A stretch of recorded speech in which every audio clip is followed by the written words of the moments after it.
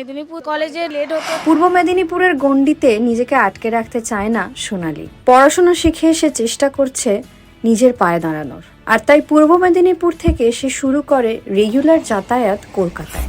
কিন্তু রোজ প্রায় 3.5 ঘন্টার আপ অ্যান্ড ডাউন জার্নি করায় কোনোদিনও কলেজের ক্লাসে ঢুকতে লেট, তো কোনোদিন শরীর আর সাথ দিচ্ছে না।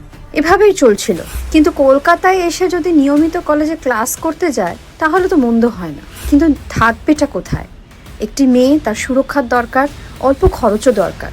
আর তাই কলকাতা শহরের বিভিন্ন পিজি বা মেয়েদের গার্লস হোস্টেল খুঁজতে খুঁজতেই সোনালী পেয়ে গেল টালিগঞ্জের নৌকাবাড়িকে। সোনালীর থেকে শুনে নি কি বলছে সে। আমি সোনালী দাস, আমি আসছি পূর্ব মেদিনীপুর থেকে। আর অনেকটা দূরে থেকে আসার জন্য প্রচুর আমাদের কলেজে ঢুকতে দেরি হতো এবং ক্লাসও করতে অনেকটাই লেট হতো। তার জন্য আমি থাকছি এখন নৌকাবাড়িতে। তোমরাও চাইলে আসতে পারো, খুবই কম খরচে টালিগঞ্জে অবস্থিত নৌকাবাড়ি গার্লস হোস্টেল।